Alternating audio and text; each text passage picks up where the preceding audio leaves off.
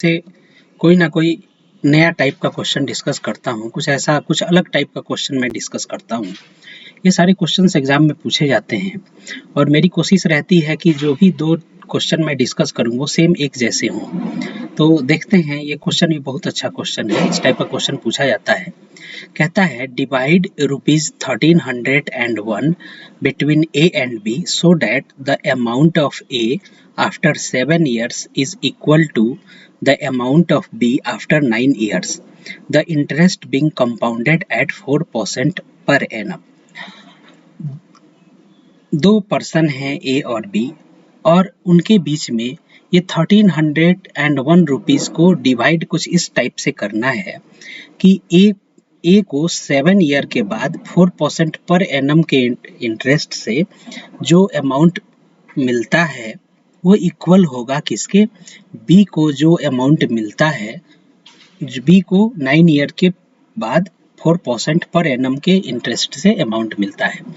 तो यहाँ पर क्या है, हमने मान लिया कि ए का जो ये 1301 रुपीज है, हमने मान लिया कि ए को x रुपीज मिला इसमें से और बी को मिला y रुपीज। ठीक है, ऐसा इसलिए माना है कि हम इसको रेशियो मेथड से करेंगे। तो 7 ईयर कहता है कि amount of A after 7 year is equal to क्या होगा, as per question amount of B after 9 year. तो अमाउंट क्या हो जाएगा 7 ईयर का, ए का अमाउंट, तो ए का प्रिंसिपल x है, तो सिंपल जो फॉर्मूला होता है कंपाउंड इंटरेस्ट का उसके अकॉर्डिंग क्या हो गया अमाउंट का, ये क्या हो गया प्रिंसिपल जो है ये क्या हो गया x into 1 plus r upon 100 to the power t। ठीक है, is equal to y principal है b का into 1 plus r upon 100 to the power 9। अब क्या है x और y यहाँ पर क्या है, x और y जो है यहाँ पर प्रिंसिपल्स हैं, तो हमने क्या किया x अपॉन y कर दिया। तो ये क्या हो जाएगा, ये हो जाएगा 104 अपॉन 100 टू द पावर 9 और ये नीचे ये वाला होगा 104 to the power 104 upon 100 to the power 7। अब आप देखिए तो ये दोनों बेस सेम है, a to the power a to the power m और ये b to the power n। तो आप जानते हो शॉर्ट्स में क्या होता है, a to the power m upon b upon a to the power n, तो क्या हो जाएगा a to the power n upon b a to the power n, तो क्या हो जाएगा, ये आपका a टू द पावर हो जाएगा n माइनस m। ठीक है, तो यानी ये a हमने क्या है 104 अपॉन 100 और ये क्या हो जाएगा 9 माइनस 7, ये ऊपर आएगा तो 9 माइनस 7 हो गया, यानी 104 अपॉन 100।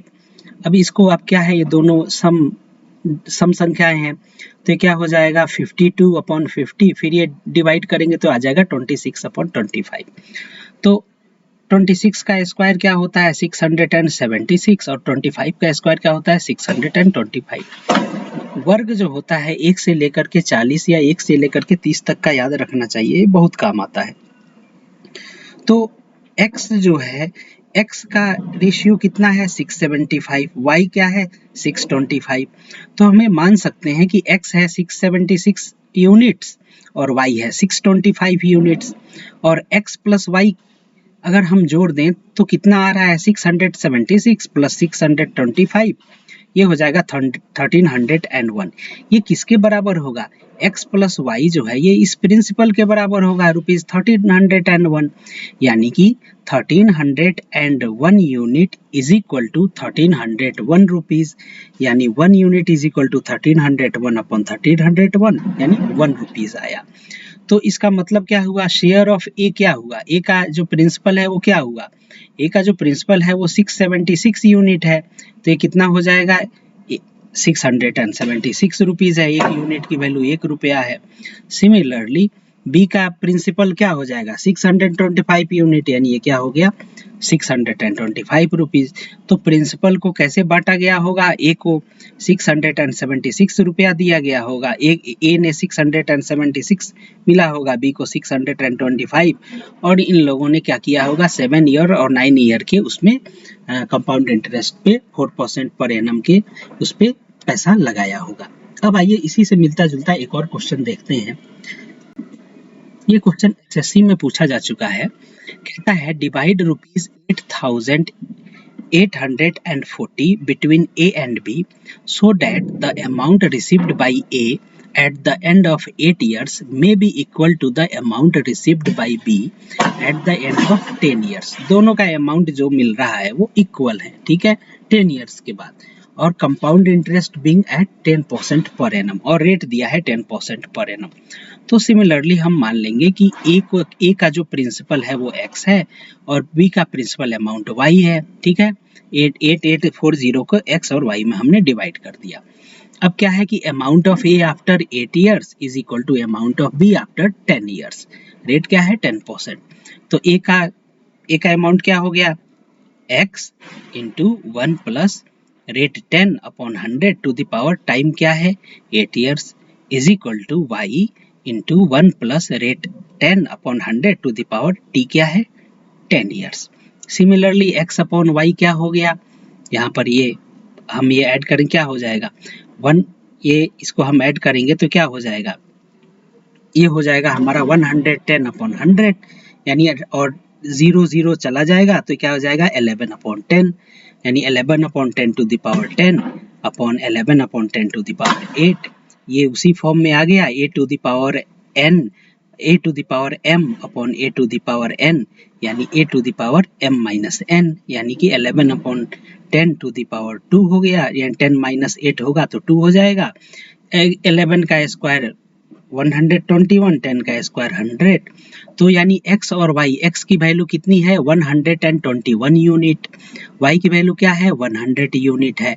दोनों को सम करेंगे तो क्या होगा 121 प्लस 100 221, यानी 221 यूनिट किसके बराबर है, इसके बराबर है 8840 के बराबर है, यानी 1 यूनिट किसके बराबर हो जाएगा तो 8840 अपॉन 221। ये साफ साफ दिख रहा है कि 221 को 4 से मल्टीप्लाई करें तो 884 आएगा, यानी 1 यूनिट की वैल्यू 40 रुपीज आ रही है। तो ए का प्रिंसिपल क्या हुआ 121 यूनिट हुआ, ए का प्रिंसिपल x माना है वो 121 यूनिट है, तो 121 यूनिट मल्टीप्लाइड बाई एक यूनिट की वैल्यू 40, यानी 4840 रुपीज। सिमिलरली बी कितना है 100 यूनिट है और एक यूनिट की वैल्यू 40, यानी कि बी का क्या हो गया अमाउंट 4000, यानी इसका मतलब है 8840 को हम इन दो पार्ट में डिवाइड करेंगे, 4840 और 4000 के दो पार्ट में। एक को हम 8 ईयर के उसमें कंपाउंड इंटरेस्ट 10% पे रखेंगे, दूसरे को कितने पे 10 ईयर के कंपाउंड इंटरेस्ट पे 10% पर एनम के रेट से रखेंगे, तो दोनों का क्या है इक्वल आएगा। तो इस टाइप से ये कंपैरिजन वाले क्वेश्चन, कंपाउंड इंटरेस्ट के कंपैरिजन वाले क्वेश्चन बेसिक मेथड से करते हैं। उम्मीद है आपको ये चीज समझ में आया होगा। अभी यहाँ पर आप रेशियो मेथड न लगा करके आप इसको ये भी मान सकते थे कि ए का शेयर है x रुपीज और बी का शेयर है 8840 माइनस x रुपीज, और ऐसे भी निकाल सकते थे, लेकिन फिर आपका कैलकुलेशन थोड़ा सा बढ़ जाता, इसीलिए हमने रेशियो मेथड अप्लाई किया है। आप हमारे चैनल राघव मैथ्स को सब्सक्राइब करें। Thank you very much.